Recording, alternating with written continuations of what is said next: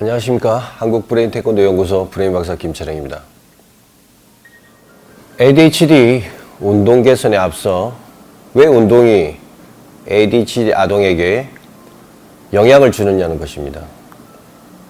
그것은 나이 어린 ADHD 아동에게 학습보다는 신체 활동에 친밀하고 접근하기 용이하다는 것입니다.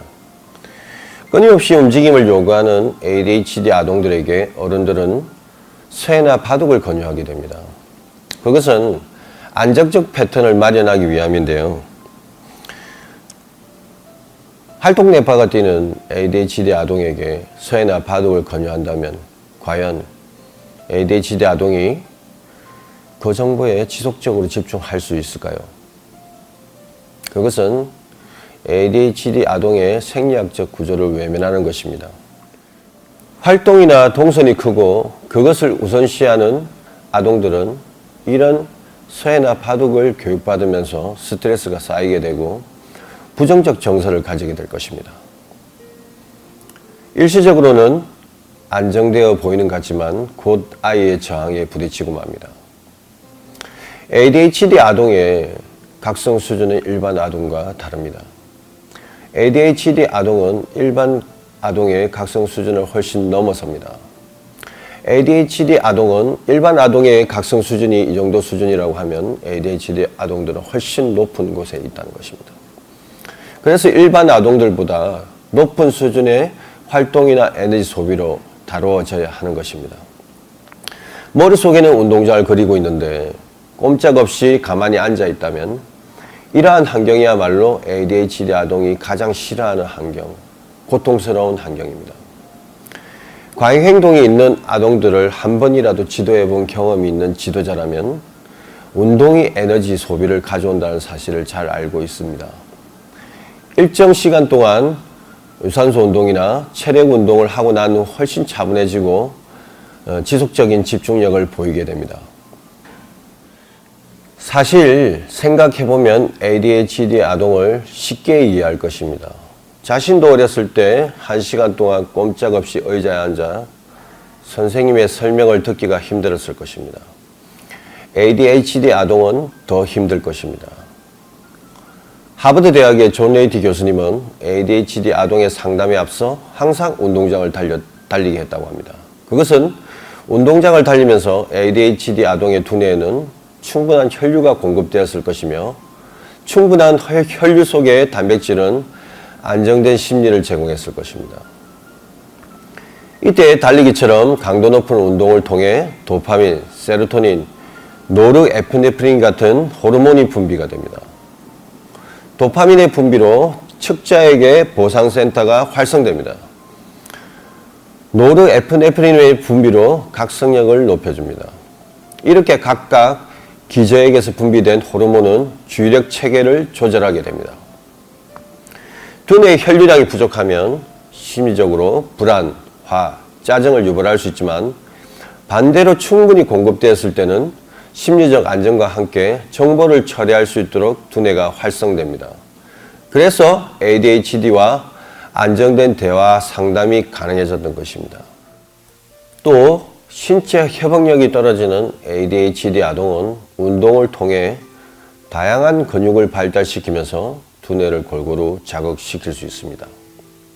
특히 운동의 박자, 타이밍을 훈련하면서 조절력을 향상시킵니다.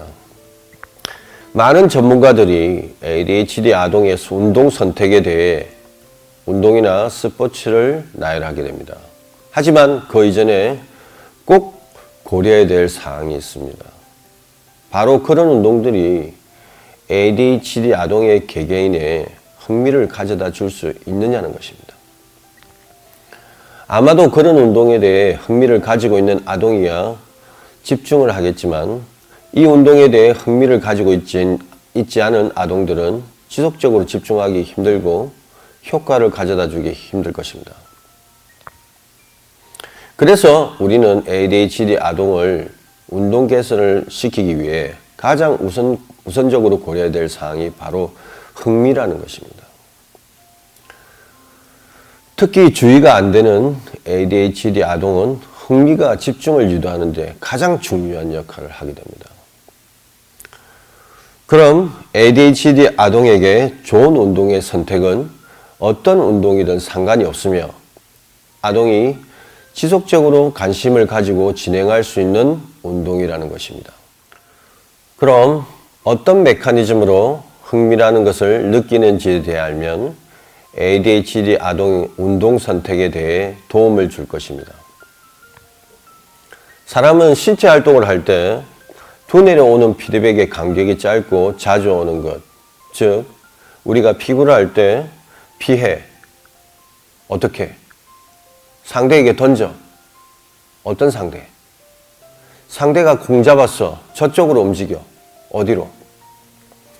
이와 같은 예측하지 못하는 피드백의 간격이 짧고 자주 오는 것을 두뇌는 흥미롭다고 느낍니다. 이러한 피드백을 통해서 흥미라는 것을 느끼는 것이지 사실 두뇌는 시각 피지를 통해 형태를 알 뿐 이것이 축구인지 농구인지 피구인지 분간하지 못합니다. 단지 이러한 예측하지 못하는 피드백이 자주 들어올 때 흥미롭다 하고 사람은 그것을 즐기고 쫓게 됩니다. 두뇌는 새로운 정보나 예측하지 못하는 정보를 가지고 놀기를 좋아합니다. 그러면 말씀드린 바와 같은 스포츠는 배드민턴, 탁구, 축구, 농구, 태권도로 말씀드리면 겨루기 같은 것이 될 것입니다. 그와 반대로 피드백이 느린 운동은 야구, 골프 등이 될 것입니다. 하지만 야구나 골프 등이 ADHD 아동에게 좋지 않은 운동이라고는 볼 수 없습니다.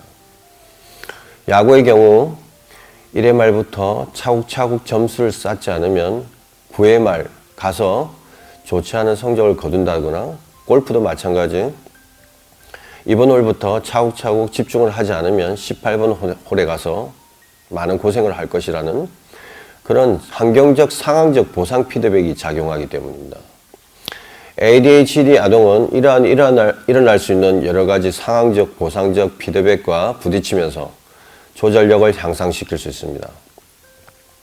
그래서 ADHD 아동에게 좋은 운동의 선택은 ADHD 아동의 개개인에게 흥미를 주고 지속적으로 관심을 통해 발달할 수 있는 운동이 되겠습니다. 조금 실망하셨습니까?